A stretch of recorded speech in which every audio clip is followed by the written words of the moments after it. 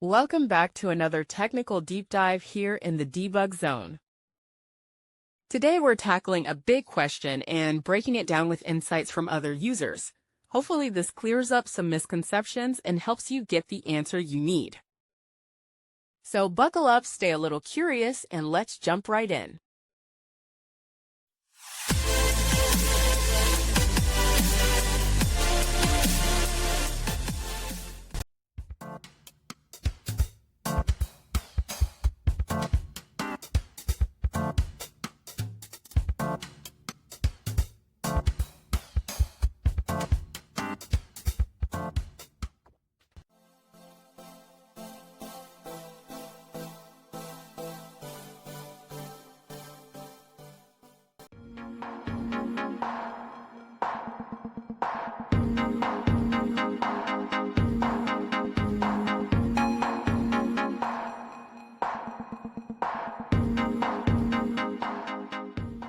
And that's a wrap.